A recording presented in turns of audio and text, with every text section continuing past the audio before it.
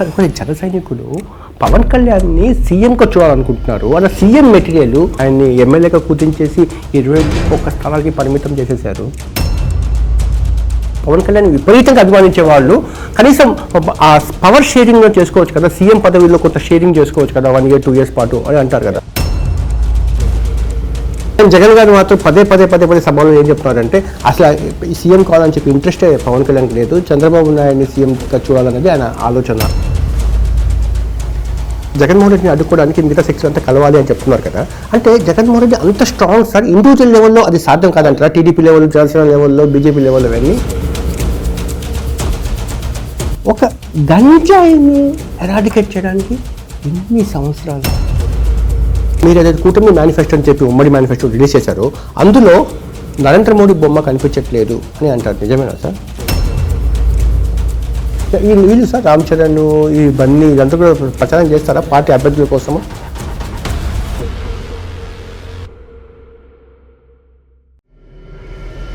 తెనాలి అంటే కళలకు కానాచి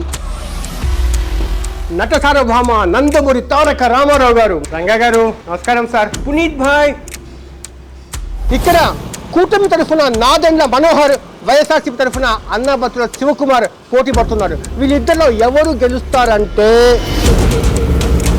ఇక్కడ విచ్చల విడిగా చలామణిలో ఉన్న గంజాయిని ఎవరు అరికట్టారో, ఈ రోడ్లను ఎవరు బాగు చేస్తారో వాళ్ళే ఇక్కడి విజేతలు. రండి అభినవ తెనాలి రామకృష్ణుడిని ఇంటర్వ్యూ చేద్దాం. అర్థమైందా నేను తెనాలి రామకృష్ణుడు దగ్గరికి ఏ తెనాలి రామకృష్ణుడు దగ్గరికి వచ్చాను అని చెప్పి? సార్ మీరు చాలా వెరీ సాఫ్ట్ పర్సన్, సాఫ్ట్గా మాట్లాడుతూ ఉంటారు మీరు. అంటే ఒక లెక్చర్ ఇచ్చినట్టుగా ప్రశ్నలు సూటిగా ఉంటాయి, జవాబులు కూడా మీరు అంతే సూటిగా ఎక్స్పెక్ట్ చేస్తూ ఉన్నాను. నేను మీ దగ్గర నుంచి ఆ అగ్రెసివ్నెస్ తీసుకురావడానికి మాత్రం ఇష్యూ బేస్డ్గా కొంచెం గిచ్చినట్టు మాట్లాడతారు, అన్నిదా భావించకండి ప్లీజ్. సార్ కొన్ని జన సైనికులు పవన్ కళ్యాణ్ని సీఎంగా చూడాలనుకుంటున్నారు. అలా సీఎం మెటీరియల్ కానీ మీకు నాయకులు ఏంటి సార్, ఆయన్ని ఎమ్మెల్యేగా కూర్చేసి 21 స్థానాలకి పరిమితం చేసేశారు. ఇంతకుముందే చెప్పే కదా మీకు, స్థానాలు ఎన్నైనా సరే అది చేసిన ప్రక్రియ, దాని వెనుక ఉన్న ఆలోచన అదొక త్యాగంగా భావించకుండా బాధ్యతగా భావించి రాష్ట్రాన్ని కాపాడుకోవాలి. మనం వైఎస్ఆర్సీపీ విముక్త ఆంధ్రప్రదేశ్ కోసం ఎంతకైనా సిద్ధం అని చెప్పి నిర్ణయం తీసుకుని ముందుకు వచ్చారు ఆయన. సో అదేమి నంబర్ ఆఫ్ సీట్స్ అనేది ఇక్కడ ఇష్యూ కాదు. ఇక్కడ రాష్ట్రాన్ని నిలబెట్టాలి ఫస్ట్. అసలు ఇప్పుడు రేపటి రోజు నిజంగానే రేపు మనము ప్రభుత్వంలోకి వచ్చినా కూడా ఇటువంటి వ్యక్తి ఉంటే రాజకీయాల్లో, ఇటువంటి వ్యక్తులు పరిపాలిస్తే ఎంత నష్టం జరిగిపోయింది మన సమాజానికి, మన రాష్ట్రానికి అనే ఆలోచన మనకు అర్థం కాకపోతే ఎట్లా ప్రజలు? ఇదంతా ఓకే సార్, కానీ జన సైనికులు పవన్ కళ్యాణ్ విపరీతంగా అభిమానించే వాళ్ళు కనీసం ఆ పవర్ షేరింగ్లో చేసుకోవచ్చు కదా, సీఎం పదవిలో కొంత షేరింగ్ చేసుకోవచ్చు కదా 1 year 2 years పాటు అని అంటారు కదా. ఎదగాలి. ఇప్పుడు ఒక ప్రక్రియలో మనం భాగస్వాములు అయ్యాం. ప్రతి సంవత్సరం, ప్రతి 5 సంవత్సరాలు అని కాదు ఇక్కడ. అదేంటంటే మన వ్యవస్థని మనం నిర్మాణం చేసుకోవాలి. అందులో భాగంగా పార్టీ ఆర్గనైజేషన్ ఇంకా పటిష్టం అవ్వాలి. అన్ని నియోజకవర్గాల్లో మనకి బలమైన వ్యవస్థను మనం పార్టీ పరంగా చేసుకున్న తర్వాతే ఆ కోరికలు నెరవేర్చడానికి మనకు అవకాశం ఉంటుంది. సో పార్టీ ఆర్గనైజేషన్ అనేది చాలా లోతుగా మండల వారీగా, గ్రామాల వారీగా, ఈరోజు ఉన్న పరిస్థితిలో బూతుల వారీగా కూడా మనం బూత్ కమిటీలు వేసుకునే పరిస్థితి తెచ్చుకోవాలి. సో జనసేన పార్టీ మేము అన్ని ప్రాంతాల్లో విస్తరించాం, అందులో ఏమాత్రం డౌట్ లేదు. ఎందుకంటే స్థానిక సంస్థల ఎన్నికల్లో చాలా అద్భుతంగా మా వాళ్ళు నిలబడ్డారు, పోరాటం చేశారు. కానీ కొన్ని ప్రాంతాల్లో జాగ్రత్తగా మనం ఎలక్షన్ చేసుకోగలుగుతాం అనే నిర్ణయానికి వచ్చినప్పుడు అందులో కూడా ఈ పొత్తుల్లో భాగంగా కొన్ని సందర్భాల్లో పవన్ కళ్యాణ్ గారికి తగ్గాల్సి వచ్చింది. దానికోసమే ఈ నంబర్ అనేది. ఇప్పుడు పార్టీ నిర్మాణం మీద ఫుల్ కాన్సన్ట్రేషన్ చేస్తున్నారు సార్. ఇప్పుడు ఎలక్షన్ అయిన తర్వాత చేస్తాం. కనీసం 29 అయినా కూడా పవన్ కళ్యాణ్ని సీఎం క్యాండిడేట్గా ఎక్స్ప్లోర్ అయ్యే అవకాశం ఉందా sir? Only time will decide that. ఎందుకంటే ఆయనకి లీడర్షిప్ అనేది, ఆయనకున్న గొప్పతనం, స్వార్థం లేని వ్యక్తి. రాజకీయాల్లో సుదీర్ఘమైన ప్రయాణం చేయడానికి ఆయన సిద్ధమై వచ్చారు. ఈ 2 క్వాలిటీస్ ఉన్నప్పుడు ప్రజలు ఆయన నిలబెట్టాలి. మా జనసైనికులు ఆయన జాగ్రత్తగా ఆయన అర్థం చేసుకుని పార్టీ జెండాని ప్రజల్లోకి తీసుకెళ్లే విధంగా పనిచేసుకోవాలి. జగన్ గారు మాత్రం పదే సభలో ఏం చెప్తున్నారంటే అసలు సీఎం కావాలని చెప్పి ఇంట్రెస్టే పవన్ కళ్యాణ్కి లేదు, చంద్రబాబు నాయుడిని సీఎంగా చూడాలనేది ఆయన ఆలోచన అన్నది చెప్తున్నారు ఆయన. అసలు జగన్మోహన్ రెడ్డి గారి వైఎస్ఆర్సీపీ పార్టీ తాడు బొంగరం లేని పార్టీ. పార్టీ అధ్యక్షుడు ఈ రోజుకి లేడు, ఎలక్షన్ కమిషన్ రికగ్నైజ్ చేయలేదు, మెంబర్షిప్ లేదు ఆ పార్టీలో, తెలుసా మీకు? సభ్యత్వం లేదు ఆ పార్టీలో ఈ రోజుకి కూడా.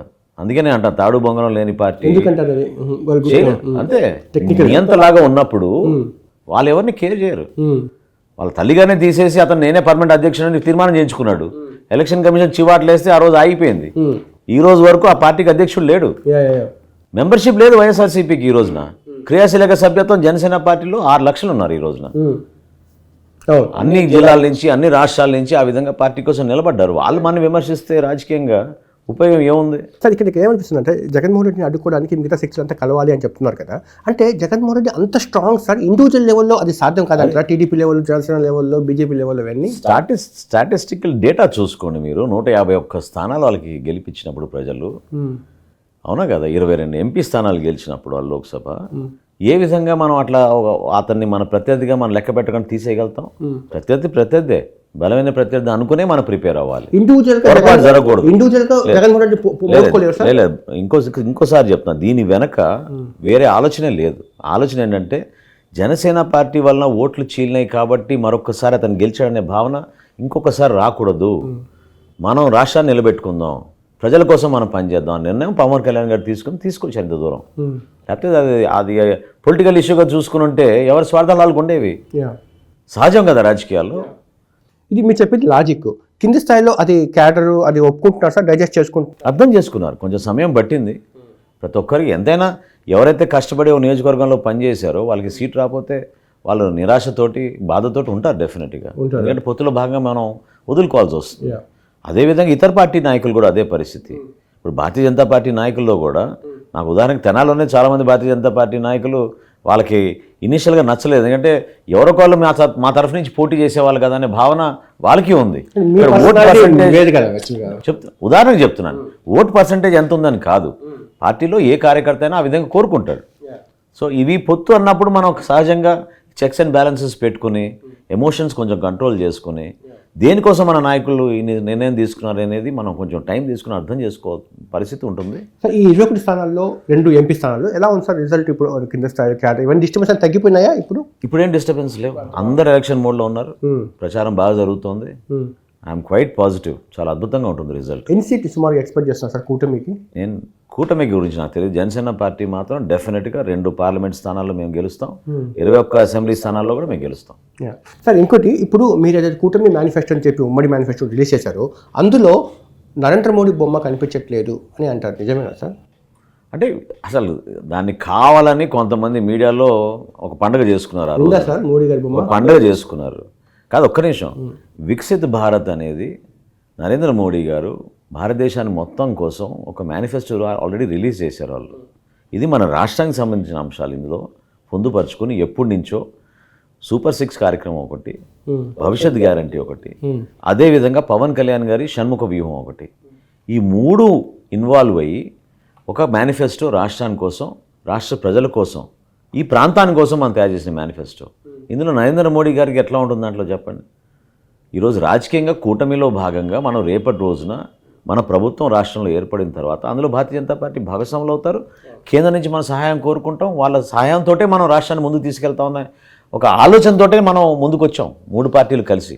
కానీ మేనిఫెస్టో రిలీజ్ రోజు బీజేపీ అబ్జర్వర్ అప్పుడు కొంచెం అలాగ చెయ్యి ఇలా లాగేసుకుంటున్నట్టుగా ఫోటో ఇమేజెస్ సోషల్ మీడియాలో తిరుగుతుంది కదా, వైఎస్ఆర్సీపీ సోషల్ మీడియాలో ఎక్కువ తిరిగింది. అది ఏంటి సార్? అది జస్ట్ యాదృచ్ఛికమా? ఈ సమయం అంతా ఇట్లానే వృధా చేసుకుంటూ ఉంటారు వైఎస్ఆర్సీపీ వాళ్ళు. సోషల్ మీడియాలో ఏం మాట్లాడదాం, ఎవరిని ఏ విధంగా ఏ దుష్ప్రచారం చేద్దాం, ఇటువంటి అంశాలపైన. దాని బదులు మీరు రాష్ట్రం గురించో లేకపోతే మంచి పాలసీల గురించో మీ ఓన్ మేనిఫెస్టో, ఒక పేజీ మేనిఫెస్టో కాస్త ఇప్పుడు ఎందుకు 3 పేజీలు అయిపోయింది? 3 పేజీలు కూడా మళ్ళీ అబద్ధం, ఆయన 2 పేజీలు అని చెప్తాడు. ఎందుకు దానికి అంత అవసరం ఏముంది? మీరు మేనిఫెస్టోని, కూటమి మేనిఫెస్టోని తీసుకెళ్తున్నారు సార్ అగ్రెసివ్గా. కొన్ని అందులో అంటే చాలా వరకు సంక్షేమం గురించి లోతుగా దాని గురించి అవగాహనతో ఉన్న వ్యక్తులతో, నిపుణులతో దాదాపు సంవత్సరం నుంచి చంద్రబాబు నాయుడు గారు కూడా చాలా లోతుగా దాని గురించి రీసెర్చ్ చేశారు. మేము ఇప్పటం సభలోనే మేము షణ్ముఖ వ్యూహాన్ని ఒక 6 పాయింట్స్ తీసుకొచ్చాం. ఎక్కువగా యువతకు మనం ఏ విధంగా ఉపాధి కల్పించాలి, వాళ్ళ భవిష్యత్తు గురించి మనం ఏ విధంగా వాళ్ళకి ఫైనాన్షియల్ బ్యాకింగ్ ఇవ్వాలి, అదేవిధంగా మహిళలకి సంరక్షణ, రైతులు ఫస్ట్ టైం కౌలు రైతుల గురించి ఇంత మేజర్గా అడ్రస్ చేసింది ఏ పొలిటికల్ పార్టీ లేదు. పవన్ కళ్యాణ్ గారు సొంత నిధులు 5 కోట్ల రూపాయలు విరాళం ఇచ్చి ఆత్మహత్య చేసుకున్న కౌలు రైతు కుటుంబాలని మేము రాష్ట్ర వ్యాప్తంగా చాలామంది వేల సంఖ్యలో మేము ఆదుకున్నాం.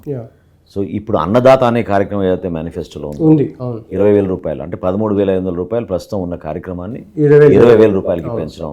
దాని వెనక పవన్ కళ్యాణ్ గారి పాత్ర కూడా ఎంతో ఉంది. ఎందుకంటే కౌలు రైతును కూడా ఆదుకోవాలని మొట్టమొదటిసారి అందులో కౌలు రైతును కూడా మనం పొందుపరచగలిగాం. నేను చదివాను అది కూడా సార్. పొందుపరచగలిగాం. సార్ ఇప్పుడు దాకా మీరు వెల్ఫేర్ మీద కాన్సన్ట్రేషన్ చేస్తున్నారు, జగన్మోహన్ రెడ్డి బటన్ నొక్కుతున్నాను అంటున్నాడు. మీ సూపర్ 6 చూసిన తర్వాత కూడా ఇంచుమించు అవే ఉన్నాయి కదా సార్, అంతకని మించి ఉన్నాయి కదా.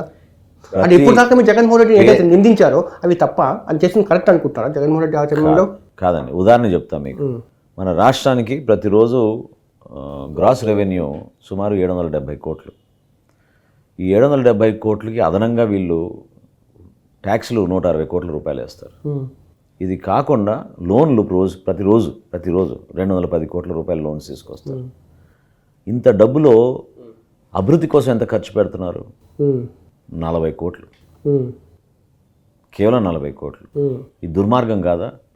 సంక్షేమం కోసం అంటే ఏ ప్రభుత్వం అయినా బాధ్యత ఏంటంటే పేదరికంలో ఉన్న ప్రతి కుటుంబాన్ని మనం ఆదుకోవాలి, వాళ్ళకు కూడా సమానంగా సమాజంలో స్థానం కల్పించాలి, అవకాశాలు కూడా కల్పించాలి.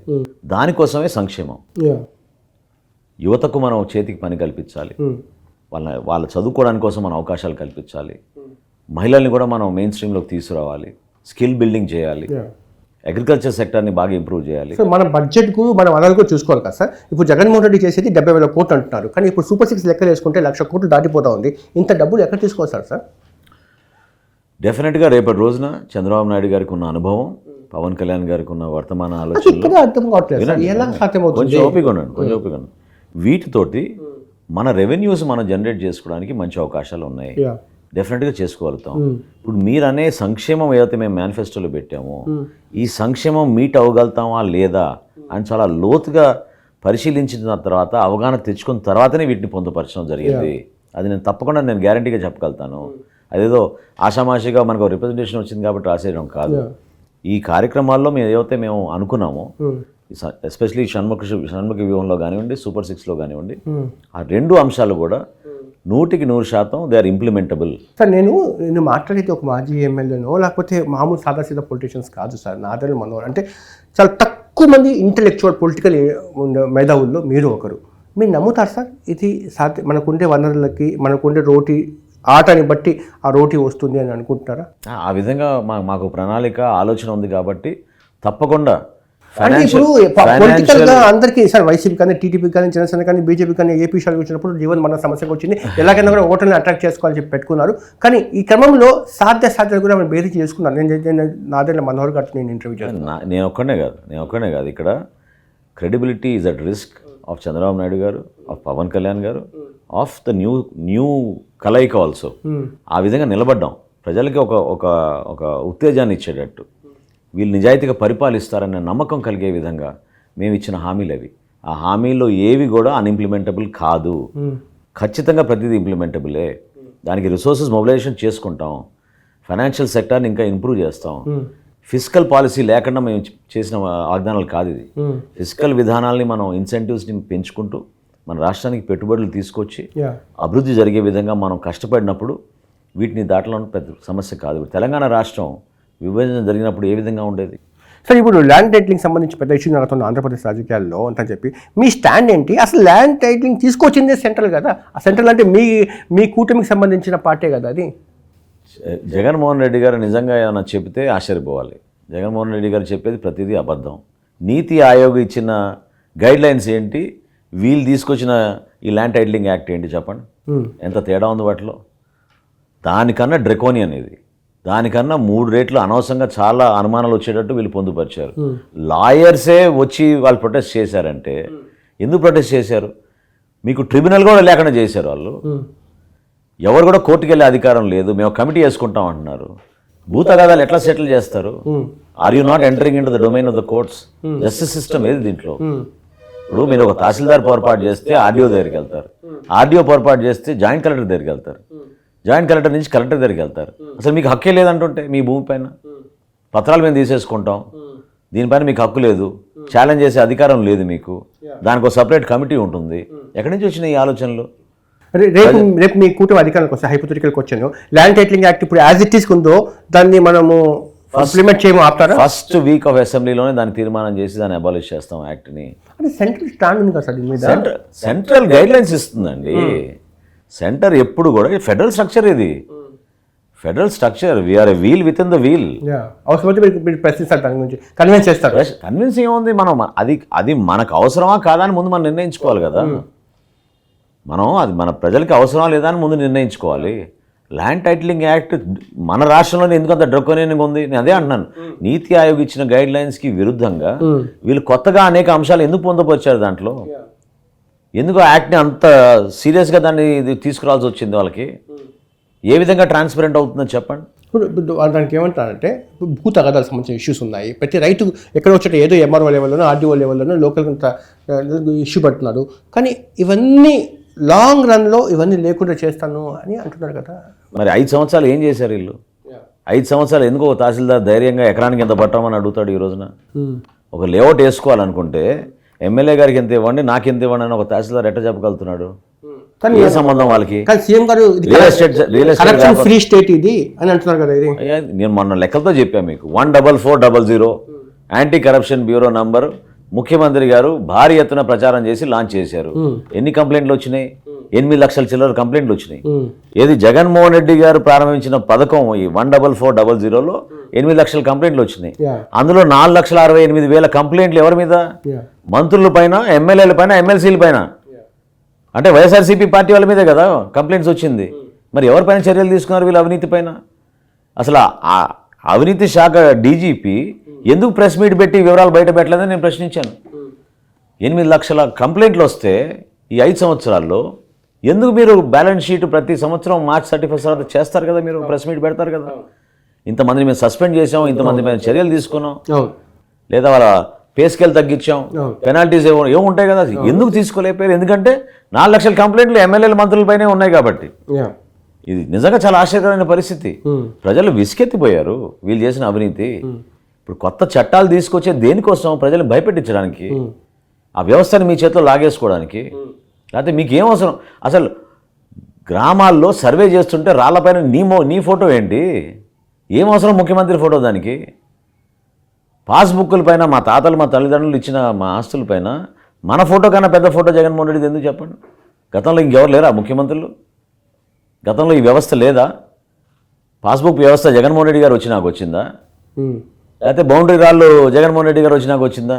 ఓకే సార్, ఇంకోటి, రేపు నరేంద్ర మోడీ గారు విశాఖపట్నం మన ఆంధ్రప్రదేశ్కి వస్తున్నారు. ఎటువంటి హామీ చేయగలుగుతారు సార్? ఇప్పుడు రాష్ట్రంలో స్పెషల్ స్టాటస్ ఇష్యూ ఇంకా పెండింగ్ ఉంది. స్పెషల్ స్టాటస్ ఇస్తారా? స్పెషల్ ప్యాకేజ్ ఇస్తారా? కంప్లీట్ స్టాటస్ విషయం కంప్లీట్గా దాంట్లో కంప్లీట్గా పక్కన పెట్టేస్తారా? లేకపోతే ఇంకా రైల్వే జోన్ సంబంధించిన ఇష్యూ ఏదైతే షేప్లో మనకి ఇచ్చారో అది కాదు మనం ఆశించింది, మనం కోరుకున్న. ఆ టైంలో మన విభజన జరుగుతున్నప్పుడు స్పీకర్గా ఉన్నారు, అట్లా కీలక పాత్ర పోషించారు రైల్వే జోన్ రావడానికి. అది ఆ అంశం సంబంధించింది. ఇంకా చాలా ఇష్యూస్ ఇంకా వెనుకబడిన పాత్ర శ్రీకాకుళం, విజయనగరం, విశాఖపట్నం, అదేవిధంగా ఒంగోలు, రాయలసీమ, ఈ ప్రాంతాలకు సంబంధించి బుదిలిఖండ్ తరహా ప్రాజెక్ట్ అన్నారు. అది ఎక్కడ కనిపించట్లేదు. ఇప్పుడు మీరు పొత్తు పెట్టుకున్నారు కాబట్టి ఇది ఏదైనా అవకాశం ఉందా? మేము అడిగాం 2014 విభజన చట్టం ప్రకారంగా మనకి రావాల్సిన సమాన హక్కులు, వాటి గురించి మేము ప్రశ్నించాం. పవన్ కళ్యాణ్ గారు స్వయంగా ప్రధానమంత్రి గారికి విశాఖపట్నం స్టీల్ ప్లాంట్ గురించి అమిత్ షా గారితో ప్రత్యేకంగా మాట్లాడి ఆ రోజు రిప్రజెంటేషన్ ఇచ్చాం అందరికన్నా ముందు. ఇది స్టీల్ ప్లాంట్ ఆగిపోయిందంటే ఇంకా పూర్తిగా స్టీల్ ప్లాంట్ ప్రైవేటీకరణ మీరు చాలా హామీ ఇస్తున్నారు కెమెరా ముందు కూడా. ఎస్ మనకి ఆ రోజు వాళ్ళు ఏం చెప్పారంటే పాలసీ పరంగా మేము ఇమీడియట్గా దాన్ని ఆపలేము, కానీ దాన్ని ప్రయారిటీలో మాత్రం పెట్టాము. రాష్ట్రం కోసం మనం కాపాడదాం. ఎందుకు ఆ రోజు అంటే ఎంతోమంది ప్రాణత్యాగాలు చేసిన ప్లాంట్ అది. అదేదో కమర్షియల్ వాల్యూ దానికి కట్టలేము మనం. నష్టాల్లో ఉన్నా ఆదుకోవాలి, లేదా ఆల్టర్నేటివ్ మీన్స్ ఏంటని వెతుక్కోవాలి.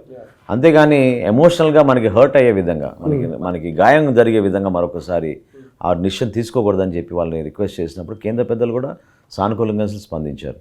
అదేవిధంగా మీరు ఇందాక అడిగారు, విభజన అంశంలో ఉన్న ప్రధానమైన అంశం పోలవరం అండి. పోలవరం నిర్మాణం జరగాలి. ఈ ప్రభుత్వం దుర్మార్గంగా నిధుల కోసం వీళ్ళు ఎవరికి తెలియకుండా పోయి సంతకాలు పెట్టి వచ్చారు. దాని హైట్ తగ్గించేశారు, డ్యామ్ హైట్. కానీ అది కుదరదని చెప్పారు కదా మన జగన్మోహన్ రెడ్డి. ఏ హైట్ మీద మేము ఉన్నామో అదే హైట్ 24 మీటర్స్ హైట్ ఉంది కదా, అది అక్కడ దాకా ఉంచుతాం. పచ్చబద్ధం. పోలవరం ప్రాజెక్టు పైన వీళ్ళు సరైన దృష్టి పెట్టుంటే, నిజాయితీగా పనిచేసుకుని ఉంటే కేంద్ర ప్రభుత్వం ఆ సహాయం అందించేది.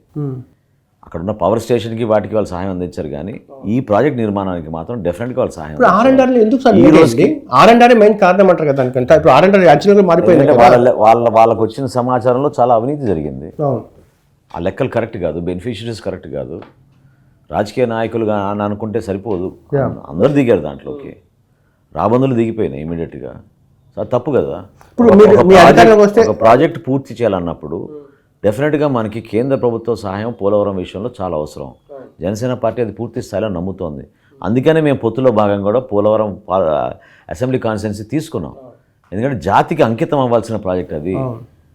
మేము భారతీయ జనతా పార్టీతో నాయకులతోటి మాట్లాడి మంచి సత్సంబంధాలు మెయింటైన్ చేసుకుని ఆ ప్రాజెక్ట్ ఇమీడియట్గా పూర్తి అయ్యేటట్టు మా వంతు మేము కృషి చేస్తాం ఆంధ్రప్రదేశ్ కోసం అని ఒక దృఢ సంకల్పంతో పవన్ కళ్యాణ్ గారు ఆ రోజు నిర్ణయం తీసుకుని పోలవరం అసెంబ్లీ కాన్స్టిట్యున్సీ తీసుకోవడం జరిగింది. అది ఆంధ్రప్రదేశ్ జీవనాడి అన్నారు. బట్ ఈసారి వాళ్ళు కనీసం మీరు అధికారంలోకి వస్తే ఒక 2-3 yearsలో అది షేప్లో తీసుకోవచ్చు అని టైం ఎంత నేను చెప్పలేనండి. కానీ ఎంత పర్సెంటేజ్ అయింది కూడా అది చెప్పలేకపోతున్నారు కదా. చంద్రబాబు నాయుడు గారి హయాంలో ఎంత పర్సెంటేజ్ అయింది అనేది కొంతసారి 27% అయిందని అనుకుంటున్నారు, కొంతమంది 17% అనుకుంటున్నారు. అసలు రకరకాల టైంలో 70% పూర్తయిందని కదా లెక్కలు. దాని విషయంలో చాలా కన్ఫ్యూజన్గా ఉంది అనేది. అదే అన్నా కదా. ఇప్పుడు ఒక ఎలక్షన్ కోసం మనం కొన్ని హామీలు ఇస్తే పొరపాటు అండి. సుదీర్ఘమైన ప్రాజెక్ట్స్ ఎవరు వచ్చినా ప్రభుత్వంలో వాటిని కొనసాగించే విధంగా, ఎందుకంటే గవర్నమెంట్ ఇస్ కంటిన్యూస్ ప్రాసెస్. ఆ ప్రాజెక్ట్ పూర్తి అవ్వాలి కదా. ఎవరికి పేరు వస్తుంది దాంట్లో చెప్పండి. మన ప్రజల కోసమే కదా అంకితం చేయాల్సింది. అది 5 yearsలో అయిపోతుంది అనుకుంటే ప్రాజెక్ట్ పొరపాటు. 15 years పడుతుంది. 15 years ప్రాజెక్ట్ మనం నిర్మాణం చేయాలంటే అందరం కలిసి దానికి రాజకీయాలకు అతీతంగా మనం నిర్మాణం జరగాలి. సార్ ఇంకోటి, చిరంజీవి గారు కూటమికి అభ్యర్థులకు సపోర్ట్ ప్రకటించినట్టే కదా. ఒకవేళ అంతేనా లేకపోతే ప్రచారం చేసే అవకాశాలు ఉన్నాయా? ఆ ప్రచారం గురించి నాకు తెలియదు కానీ చిరంజీవి గారు ఎప్పుడు కూడా ఆయన మనస్ఫూర్తిగా జనసేన పార్టీ ఇంకా ఒక మంచి స్థాయికి ఎదగాలని, ప్రతి ఒక్కరు పార్టీలో నిజాయితీగా పనిచేసే వ్యక్తులను అందరూ కూడా ఆదరించే విధంగా ప్రజలు నిలబడాలని ఆయన కోరుకునే వ్యక్తి. Always he stands by Pawan Kalyan garu. So his blessings are always there for Janasena party. వీళ్ళు సార్ రామ్ చరణ్ ఈ బన్నీ ఇదంతా కూడా ప్రచారం చేస్తారా పార్టీ అభ్యర్థుల కోసము? అవసరాన్ని బట్టి కానీ మనస్ఫూర్తిగా దే ఆల్వేస్ సపోర్ట్. సపోర్ట్ నుంచి మనసులో అనుకోవడం కాదు కదా సార్, బయటకు చెప్పాల్సిన ఏం కాదు. మనసులో ఎందుకు? అనేక సందర్భాల్లో మా జన సైనికులకి ఏమైనా జరిగినప్పుడు నిలబడ్డారు. అదేవిధంగా పార్టీ కార్యక్రమాల్లో కూడా వాళ్ళు పాల్గొన్నారు. గతంలో కూడా పాల్గొన్నారు, ఇప్పుడు కూడా పాల్గొంటారు. సార్ ఇంటర్వ్యూ చాలా బాగా అయింది. ఒక 2 ప్రశ్నలు నాకు అడగకుండా నేను ఉండలేను, మీరు ఎక్కడ ఆపకుండా చెప్పాలని చెప్పండి. ఇప్పుడు అంతగా నమ్మడానికి కారణం ఏంటి సార్ పవన్ కళ్యాణ్ గారు మీ మీద? అట్లానే ఎందుకు అనుకుంటారు మీరు? ఇప్పుడు పార్టీ నిర్మాణం జరుగుతున్నప్పుడు అనేక లెవెల్స్లో ఉంటారు మనకి నాయకత్వం. జిల్లా స్థాయిలో ఉంటారు, మండల స్థాయిలో ఉంటారు. చాలామంది పీఆర్పీ అప్పుడు అనుభవం కలిగిన వ్యక్తులు, ఆ రోజు పనిచేసిన వ్యక్తులు కూడా పార్టీ నిర్మాణంలో ఉంటారు. సో ఒకరిపైన జరుగుతుందనే కార్యక్రమం ఏం కాదు. బయటకు అట్లా ఇమేజ్ వెళ్తుంది కానీ నిర్ణయాలు తీసుకునేటప్పుడు అందరినీ సంప్రదిస్తారు పవన్ కళ్యాణ్ గారు. మా ఇంటర్నల్ మీటింగ్స్లో అందరితో కూడా ఒపీనియన్స్ తీసుకునే ఒక నిర్ణయం ప్రకటిస్తారు.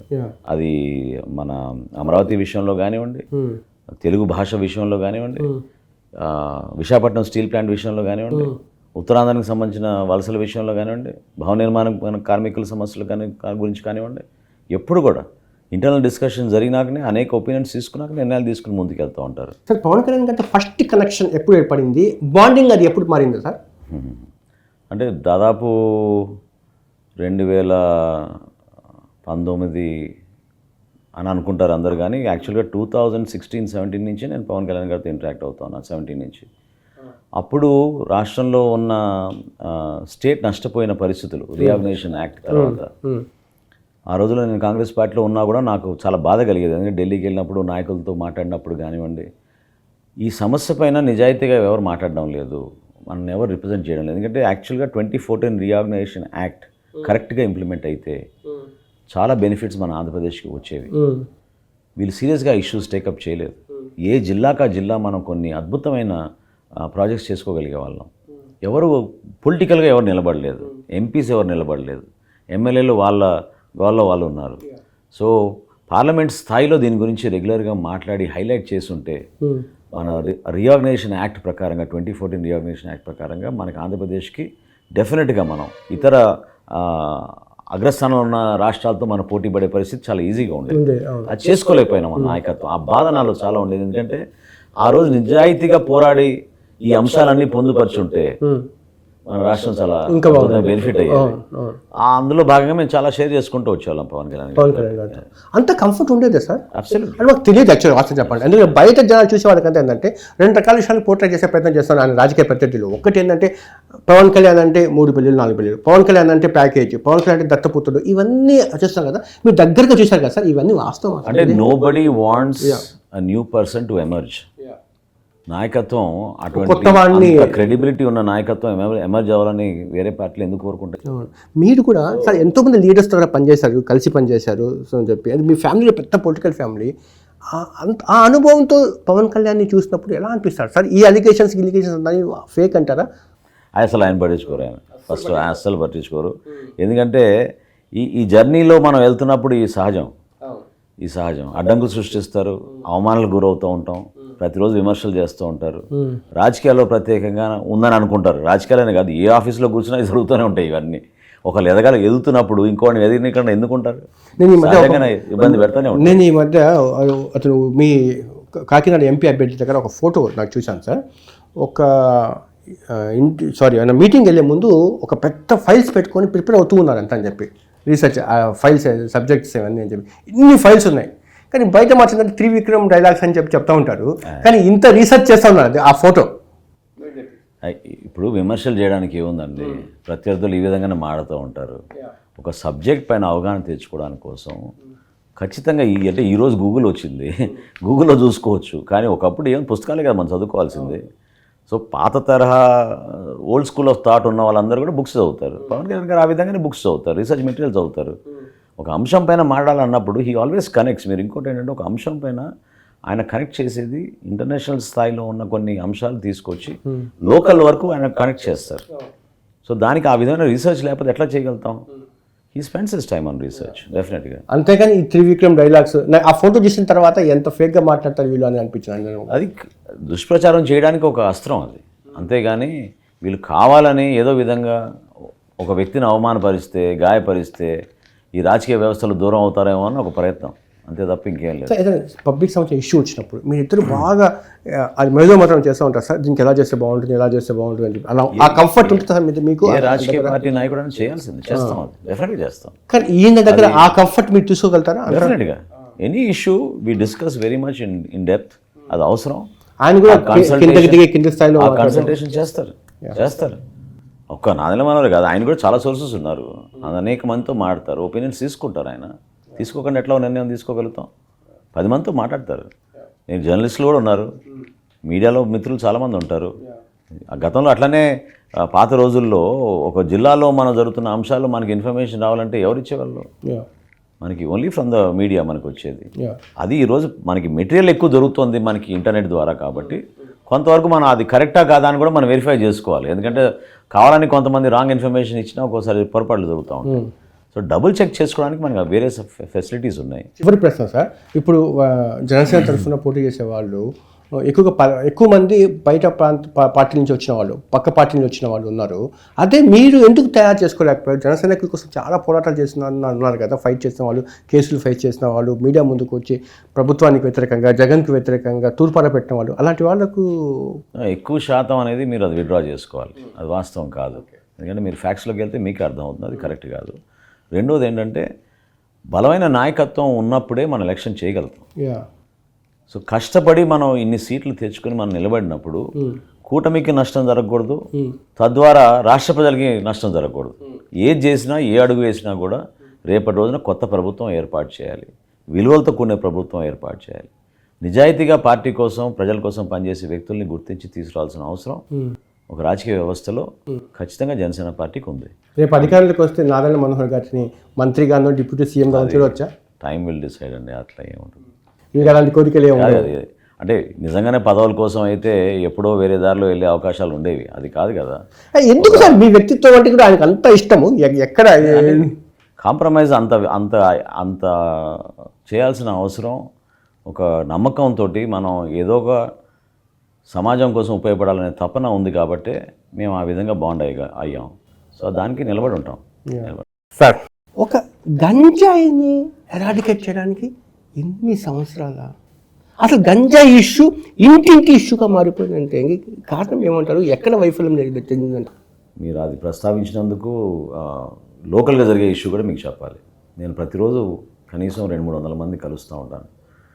ఎక్కువ శాతం మహిళలు, పాపం తల్లులు ఆవేదనతోటి రిక్వెస్ట్ చేసేది, దయచేసి తెనాలి లాంటి పట్టణంలో గంజాయి దొరకకుండా చూడండి, మా సొంత బిడ్డలే మా పైన తిరగబడుతున్నారు, అవునండి, వద్దంటే కొట్టడానికి సిద్ధంగా ఉన్నారు.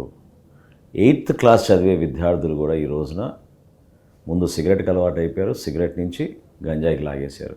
ఇది ఒక నెక్సస్, అసలు ఏ మాత్రం దీంట్లో డౌట్ లేదు. ఎంత దౌర్భాగ్యం సార్. ఒక తల్లి కొడుకును కొడుతున్నాడు, గంజా తాగేసి వచ్చి అని చెప్పి మీరు కాపాడని చెప్పి జనాలకి, రాజకీయ నాయకులు వేడుకుంటూ ఉందంటే ఎక్కడ ఉందండి? ఏ మాత్రం ఇంకిత జ్ఞానం లేని వ్యక్తులు పరిపాలిస్తుంటే, డబ్బు స్వార్థం, వాళ్ళ ఆస్తుల కోసం ఆలోచిస్తున్నప్పుడు ఎంత నష్టం జరుగుతుందో సమాజానికి ఊహించలేం. సర్టన్ టైం పెట్టుకొని ఈ టైం వరకు ఇంకా అదనంగా స్టవ్ని అడ్డంగా మారుస్తాను అని చెప్పి వాళ్ళు ఏమున్నాయి సార్? అట్లా చేయలేమండి. తెనాల్లో ఏంటంటే తరతరాలుగా వ్యాపారాలు చేసుకుంటూ వస్తున్న సాంప్రదాయం. అవి కూడా చిన్న చిన్న కొట్లు, అవును, 40 స్క్వేర్ ఫీట్, 70 స్క్వేర్ ఫీట్ ఆ స్థాయిలోనే ఉంటాయి. అవును, ఆ కొట్టు పైన దాదాపు 3 కుటుంబాలు ఆధారపడి ఉంటాయి. సో ఈ రోడ్డు విస్తరించేస్తామని చెప్పి మనం ఆ కొట్లని తొలగిస్తే ఎంతో మందికి మనం నష్టం కలిగి, ట్రాఫిక్ సమస్య విపరీతంగా ఉంది. అది ట్రాఫిక్ సమస్య నిర్వహణ కోసం మనకు ప్రణాళిక ఉండాలి. ఒక ఇన్నర్ రింగ్ రోడ్ అవసరం తెనాలికి. ఈ 4 లేన్ల రహదారి ఏదైతే ఏర్పాటు చేసుకున్నామో అది పెదరావు నుంచి మనం మంగళగిరి తీసుకెళ్ళగలిగితే ఎక్కడికక్కడ దాన్ని మోటివేట్ చేసుకుంటూ, ట్రాఫిక్ డైవర్ట్ చేసుకుంటూ మనం ముందుకెళ్ళచ్చు తప్ప ట్రాఫిక్ సమస్య ఉందని చెప్పి మనం బిల్డింగ్లు కూలగొడితే మాత్రం అది చాలా పొరపాటు. అది చేసే పొరపాటు కూడా చేయం, అది చేయం. తెనాల్లో మనకు వైశ్య కమ్యూనిటీ చాలా బలంగా తెనాలకు ఒక కీర్తిని తీసుకొచ్చారు. వాళ్ళు చేస్తున్న కార్యక్రమాలు, ఆ ట్రేడ్ ఇండస్ట్రీ, నిజాయితీగా వీళ్ళు ఉంటారు కాబట్టి ఆ షాప్కే వెళ్ళాలని దూర ప్రాంతాల నుంచి కూడా అనేక మంది వచ్చి తెనాలికి వచ్చి కొనుక్కుని వెళ్తారు అనేక సందర్భాల్లో. సో సార్ ఈ విషయం నిజాయితీ చెప్పాలి. మీరు 1983 నుంచి పార్టీ పెట్టినప్పటి నుంచి టీడీపీ సైకిల్ బొమ్మ లేకుండా జరుగుతున్న ఫస్ట్ ఎలక్షన్ ఇది. టీడీపీ సీరియస్ ఫాలోవర్స్ వాళ్ళందరూ యాక్సెప్ట్ చేసే పరిస్థితి కనిపిస్తుందా మీ లోగో? వై నాట్ అండి. అంటే ఈ ఎలక్షన్ మనకి ఏ పదవి వస్తుందా, ప్రాంతంలో ఏ విధంగా మార్పు ఉంటుందా అనేది కాదు. రాష్ట్రం వ్యాప్తంగా ఆలోచించాల్సింది మనకి భవిష్యత్తు ఉంటుందా లేదా. జగన్మోహన్ రెడ్డి లాంటి వ్యక్తి ఇంకోసారి గెలిస్తే ఏంటి మన పరిస్థితి? ఈ 2 ప్రధానమైన ప్రశ్నలపైనే ప్రజలు నిర్ణయం తీసుకుంటారు. అందులో భాగంగా 2.5 years బ్యాక్ పవన్ కళ్యాణ్ గారు అంత పెద్ద స్టెప్ తీసుకుని ఇప్పటం సభలో నిజాయితీగా ప్రతిపక్ష ఓటు చీలనివ్వకూడదు, ప్రతిపక్ష పార్టీ ఓట్లు కలిస్తేనే మనం ఇతన్ని ఓడగొట్టాలి, ఆ పొరపాటు జరగకూడదు. ఎందుకంటే రేపటి రోజున జనసేన పోటీ చేసింది కాబట్టి 20% ఓటు పోయింది, దానివల్లే వైసీపీ గెలిచిందంటే ఆ నెపం మా మీద రాకూడదని అవసరమైతే తగ్గుదాం, కానీ చీలిక మాత్రం తీసుకురాకుండా కలిసి ముందుకెళ్ళి నిలబడదామని అనుకున్నాం. దాని తర్వాత అనేక పరిణామాలు జరిగినాయి. అది త్యాగంగా కూడా భావించారు పవన్ కళ్యాణ్ గారు, అదొక బాధ్యతగా భావిస్తారు. మనకున్న రెస్పాన్సిబిలిటీ మన స్టేట్ని ప్రొటెక్ట్ చేయాలి, ఫ్యూచర్ జనరేషన్కి మనం ఏం చేద్దామని ఆలోచనతో జనసేన పార్టీ నిలబడింది. దానికి మేము కట్టుబడి ఉన్నాం. నేను జనాలకు వెళ్ళినప్పుడు వాళ్ళు అడిగిన ఏమ్మా ఈ ఊరు డెవలప్మెంట్ కావాలంటే ఏం కావాలమ్మా అని చెప్పి అడిగితే వాళ్ళు సహజంగా వాళ్ళు ఇర్రెస్పెక్ట్ ఆఫ్ పార్టీస్ అడిగిన మాట ఏంటంటే చాలా నాకు ఇన్నోవేటివ్గా అనిపించింది. సార్ మా ఊర్లో గంజాయి, మా ఊర్లో రోడ్లు, ఈ 2 బాగు చేస్తే చాలు సార్, మా ఊరు బాగుపడిపోతాయి అంటున్నారు వాళ్ళు. ప్రధానమైన సమస్యలు అవే. ఈ బటన్ నొక్కే ముఖ్యమంత్రి కేవలం ఒక భ్రమ సృష్టించేసి ప్రజల్ని ఆ ట్రాప్లో తీసుకెళ్ళిపోతే ప్రతి ఇంట్లో వచ్చి నాకు 4 ఓట్లు పడిపోతాయి అనే కాన్సెప్ట్లో 5 సంవత్సరాలు వృధా చేశాడు సమయాన్ని. డబ్బు కూడా వృధా అయిపోయింది మన రాష్ట్ర ప్రభుత్వం ఉంది. కానీ నిలబెట్టాల్సిన వ్యవస్థను నిలబెట్టుకోలేనప్పుడే మొత్తం సమాజం కూలిపోతుంది. ఈ రోజున రోడ్ల గురించి ఎందుకు అడుగుతున్నారు ప్రజలు? అడగాల్సిన అవసరం ఏంటి? మీకు నిబంధనలు లేవా? మీరు ఒక టెండర్ పిలిపించి మీరు రోడ్ వేయించినప్పుడు దానికి మెయింటెనెన్స్ ఉంటుంది కదా, ఎందుకు మెయింటెనెన్స్ చేయలేకపోయారు? మీ అధికార యంత్రాంగం ఏమైపోయింది? ఇబ్బందిగా ఉంది. అంటే మనోహర్ గారు ఇప్పుడు తెనాలిలో ఎరాడికేట్ కావాలంటే పూర్తి స్థాయిలో దీని రూట్ మూలాలు ఎక్కడున్నాయంటే విశాఖ మన్యంలో ఉంటాయి, ఎక్కడ కూడా ఆగాల్సిన అవసరం ఉంది. దీన్ని టీం వర్క్ ఎక్కడికక్కడ నిర్మూలన చేయాలండి, ఎక్కడికక్కడ నిర్మూలన చేయాలి. ఏ నియోజకవర్గాన్ని కట్టడి చేయాలి. మీరు ఈ ప్రాంతంలో మీకు తెలీదా?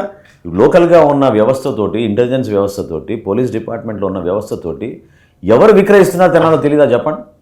5 నిమిషాలు ఇది. టాప్ 10 ఎవరు తీసుకొచ్చి బిజినెస్ చేస్తున్నారు అని తెలుసుకోవడానికి ఎంత టైం పడుతుంది చెప్పండి? 10 నిమిషాలు పడుతుంది పోలీస్ డిపార్ట్మెంట్కి. సార్ నేను ఈ కెమెరా సాక్షిగా మీకు ఓటేస్తే మీరు ఎన్ని రోజులు దీనికి పులి స్టాప్ పెట్టగలరని చెప్పి 1 వీక్ తెనాల్లో 1 వీక్లో గంజాయి అమ్మకం అనేది నేను పూర్తిగా బంద్ చేయించే బాధ్యత నాది. మీరే చెప్తున్నారు ఇది వ్యవస్థలు వేణుకునిపోయింది, దాంట్లో రాజకీయ నాయకులు ప్లస్ కింది స్థాయిలో ఉండే పోలీస్ అధికారులు అందరూ మిళితమై పనిచేస్తారని చెప్పి. ఎలా కష్టం? విల్ పవర్ ఉండాలి, నాయకత్వం చూపించాలి. స్వార్థం లేకుండా పనిచేసినప్పుడు, వ్యవస్థని బలంగా నిలబెట్టినప్పుడు ఖచ్చితంగా జరుగుతుంది. నమస్తే, నేను మీ జాఫర్. మీకు నేను మా టీం చేసే వర్క్ నచ్చితే మీరు సబ్స్క్రైబ్ చేయడం మర్చిపోవద్దు. సబ్స్క్రైబ్ చేయడంతో పాటు పక్కన ఉండే బెల్ ఐకాన్ కూడా ప్రెస్ చేయండి. 85% వాళ్ళు జస్ట్ ఛానల్ మీదకి వచ్చి కంటెంట్ చూసి వెళ్ళిపోతున్నారు తప్ప సబ్స్క్రైబ్ చేయట్లేదు. దీనివల్ల ఏంటంటే మేము తయారు చేసే కంటెంట్ మీ దాకా రావట్లేదు. మా రిక్వెస్ట్ ఏంటంటే ప్లీజ్ సబ్స్క్రైబ్. ఇట్లు మీ జాఫర్.